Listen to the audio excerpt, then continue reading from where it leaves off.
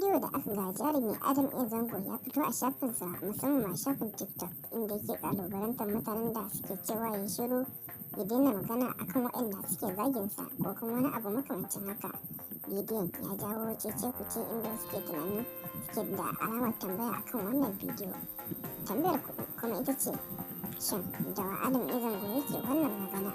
Ni aka yi wa jarumi Adam A. Zango yake wannan surutu yake nuna cewa shi a yanzu ya gane ƙaryar abokai, ma'ana waɗanda ya nuna suna son ka a baki amma kuma a zuciya ba haka bane ba, inda a cikin wannan magana tashi ya fito ƙarya bayyana cewa da 'yan masana'antar kayan da yake ba wasu ba.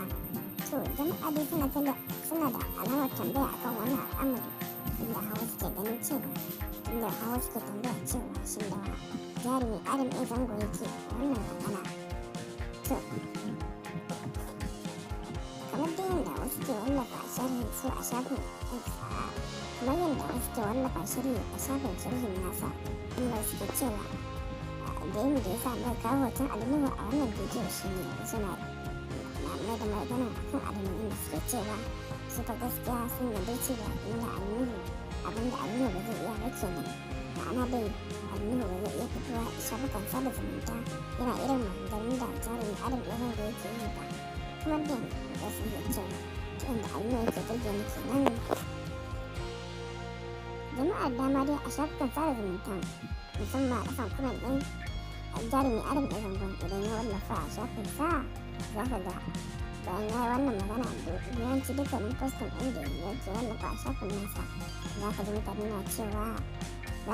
na maganar Alinuhu a ƙasan comment ɗin, inda wasu ke cewa wannan abin da Alinuhu ba zai iya ba kenan. Wasu kuma na goyon bayansa akan abin da shi ne daidai, wasu kuma na cewa to ai dama kowa da irin rayuwarsa, Alinuhu ba zai iya haka ba, amma shi Adam A. Zango da shi ma ya iya, har ma ya ɗora, har ma ya yi bidiyon kuma ya wallafa kuma ya nuna cewa fa da 'yan kayayyaki ne ke ba da wasu ba, inda Adam A. Zango ya nuna cewa 'yan kayayyaki da suke nuna suna son ka Allah a baki, suna son ka tsakanin da Allah a baki amma a zuciyarsu ba haka bane ba. Jarumi Adam A. Zango ya yi wannan bidiyon ne bayan da ya mai da martani ga wani mai suna Dr. Hussaini Kano, inda Dr. Hussaini ya ja kunnen jarumi Adam A. Zango ne cewa kada ya ce zai ɗauki mataki akan Dr. Hussaini akan shi saboda ya yi magana akan Saratu Gidado, wato marigayiya Mamada su wacce ta rasu kwanan nan. Sai dai kuma Adam A. Zango ya fito ya bayyana cewa shi ba shi bane ba, sannan kuma bai yafe ba, sannan kuma duk wanda ya nemo bidiyon da ya nuna cewa zai kama shirka Hussein to zai ba da kyautar naira miliyan 1. Wannan martani da jarumi Adam A. Zango ya maida wa Dr. Hussein shine ya jawo mutane ke cewa bai kamata ya yi magana a kansu ba.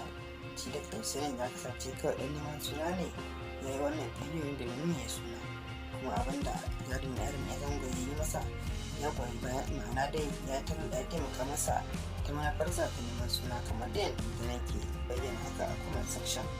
To, menene ra'ayin kuma ku yi ra'ayin ku yanzu?